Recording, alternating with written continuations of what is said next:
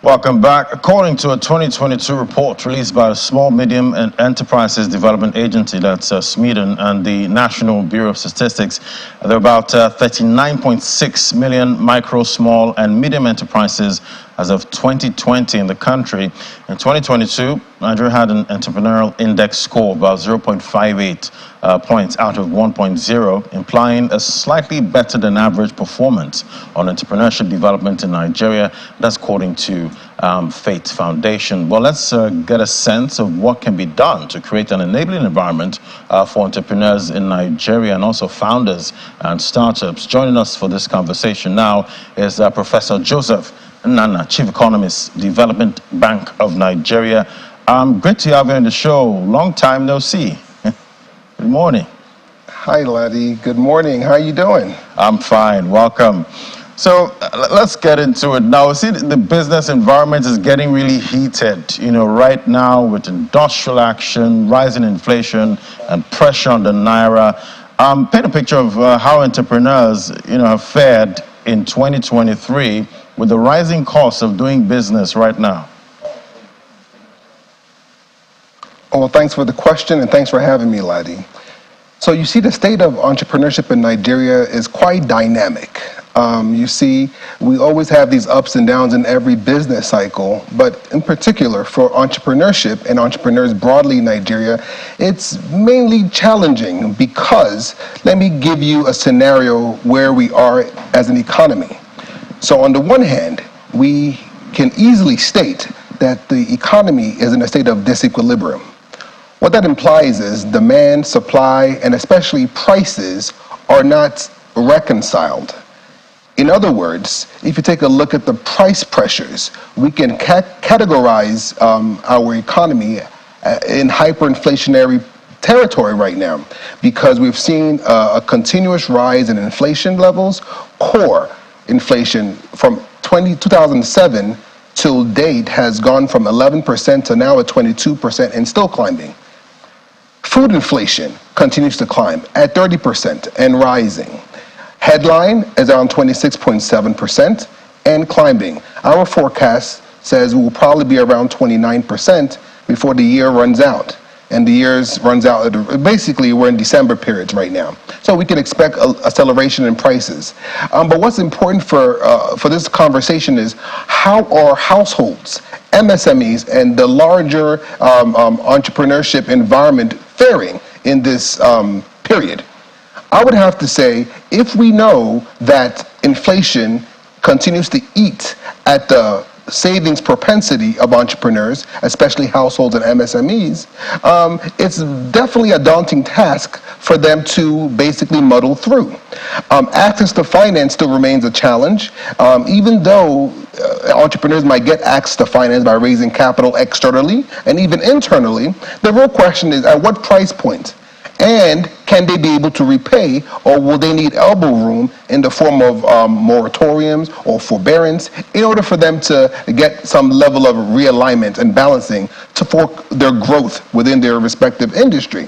So I think to sum it up, the entrepreneurship development in the country is promising, but in the end, because of the headwinds we face, the macro headwinds we face right now is quite daunting for entrepreneurs. I've always said this, that business owners in Nigeria are the toughest individuals in the country because they have to plan and replan, strategize and re-strategize almost on a daily basis. So when we see prices inching upwards, if we don't have inputs in the country, they have to source it externally. And if they source it externally, it implies that we're now importing that inflation into the country and putting it into the cost of goods manufactured, culminating in a higher price for the final consumers, you and I. And it will probably put that business at a comparative disadvantage from other companies who already have the final good and service ready to go and just brought into the country. So I see entrepreneurship in Nigeria as a work in progress, but there's hope because there's still a lot of funding, a lot of interest in the economy. That's why I sincerely believe if entrepreneurs, MSMEs can muddle through this difficult times, there's always going to be a light at the end of the tunnel. Talking about imported inflation at this time, we got CPI data for the US yesterday. It came out lower than expected. We had the UK CPI that came out this morning, also lower. So I'm wondering, our inflation is going in a different, direction at this time. We're seeing, big economies coming down at this time. Do we still have that issue of imported inflation? Seeing that inflation in those countries are coming down, whereas ours still going up? Sure. I think the cost push inflation is a function of the exogenous variables that affect our overall operations in the country.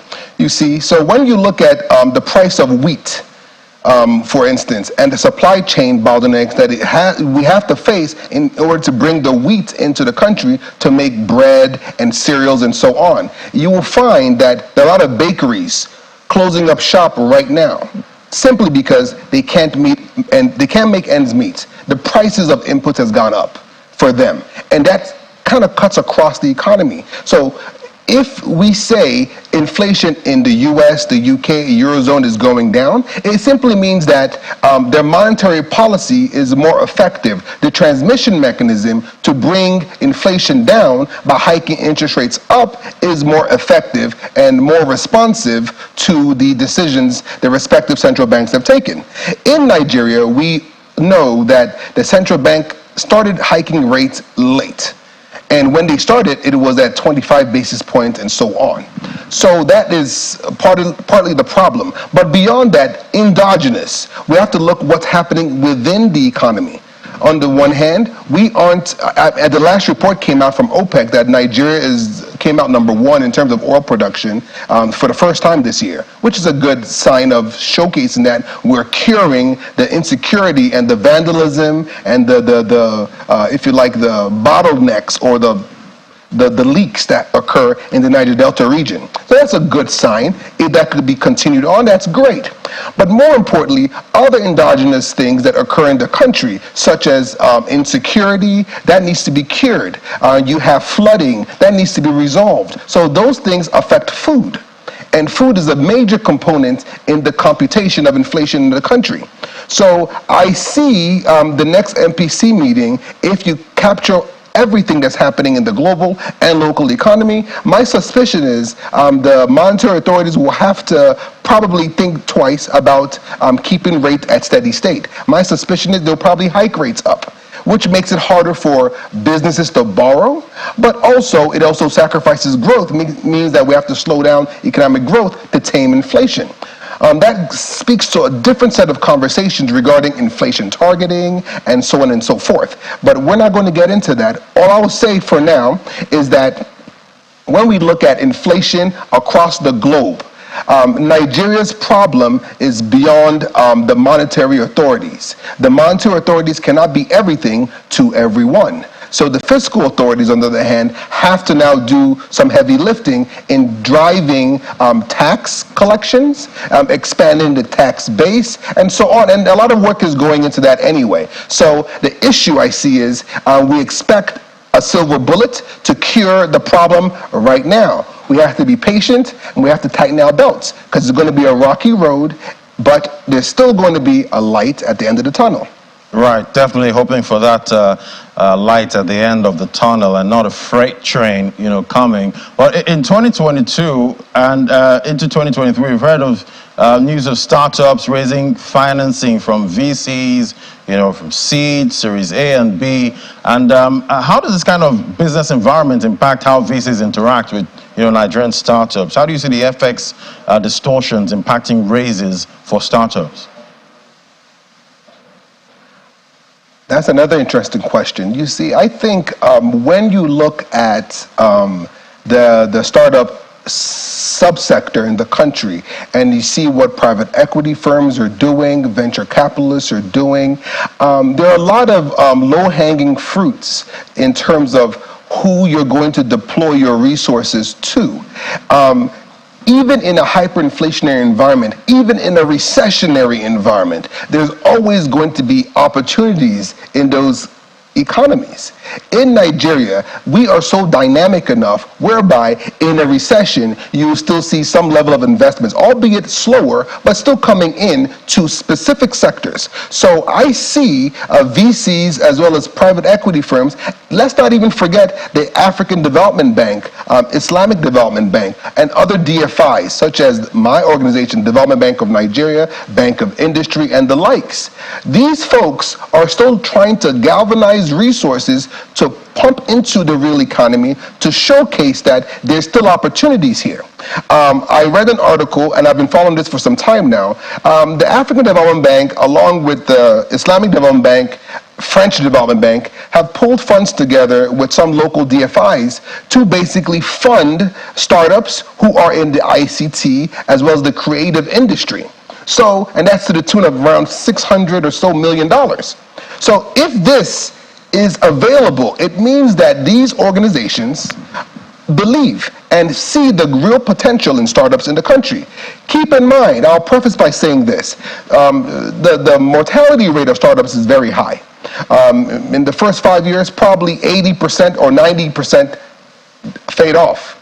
But notwithstanding, the ones that do survive and mature have the opportunity to change the narrative for startups in the short run and ultimately becoming larger enterprises and maybe conglomerates in the long run. So let's not be confused about the potential of startups in the country. If you take also a look at what some of the Fate Institute has done to dimension where the startups are actually coming out of, it's coming out of the least suspected areas. So I think everyone should take a look at that report because they do great work as well. But I'll pause there for more questions. All right, looking at as it is, right now, do you think startups will survive, in this environment? And what do you think can be done to ensure survival of startups and entrepreneurs? So my take on startups is we know that startups have a high mortality rate. In the last 5 years, we've seen a lot of startups come and go.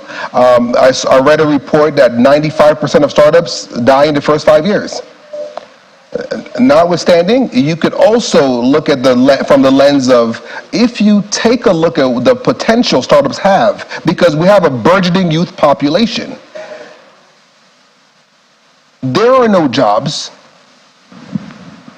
Access to capital is relatively high.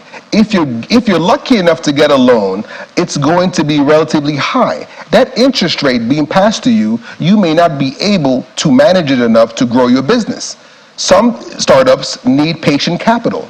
Nay, most startups need patient capital. And we need to create an environment whereby we cater to startups to allow them to grow and absorb the unemployed and underemployed in the country. There are a lot of talent in the country, and the level of job creation is not high enough to essentially absorb the labor supply, if you like. So I would imagine a scenario whereby there will be policies put in place to cater to and protect infant industries, which I would consider startups to be a subsector of that segment. We have to ensure, whether it's through tax reprieve, whether it's through protecting them to get them better access to finance, patient capital, and so on. If the notion of getting FX is a challenge, perhaps we need to create a level playing field whereby FX is available to folks in the startup sector who are into importation of inputs. Because in the end, we don't create a lot of inputs for companies in the country. But there's still a lot of pockets of hope around the country, especially in the agriculture sector. I saw an article where a gentleman in the Southeast was into cassava production. And the seeds, he has his seed permutation allows for better harvest and so on. Right. And that to me is an opportunity there, because if selling cassava in itself isn't as profitable, I surely bet the seed in which it's used and grows from is very profitable, and that could be a viable venture. And that cuts across a lot of different segments. So my advice would be to look for It's important to look for problems. There are problems everywhere, and look for solutions to solve those problems, and the money eventually will come. You have to be able to sell your idea to potential investors, and the money will come. Start with what you have and grow organically. That's the idea. And while I understand the country is challenged, while I understand the headwinds are real to everyone, I don't want a situation where people give up hope. Because in the end, hope springs eternal. And if you have a great idea, harvest that idea. Work with like-minded people. Partner with institutions. Partner with universities. This is the breeding ground for ideas. And what I find so far is we don't believe in ourselves enough to stay the course. And discipline should be the fulcrum for entrepreneurs right now. To be disciplined is difficult. And if you demonstrate a level of discipline in the medium to long run, the sky becomes the foundation. Well said, well said, well said, Professor Joseph Nnanna. And I do believe, patient capital really, really much needed at this time. Thank you so much for your thoughts this morning. Chief Economist, Development Bank of Nigeria. It was great having you this morning. Thank you. Thanks for having me, Ladi.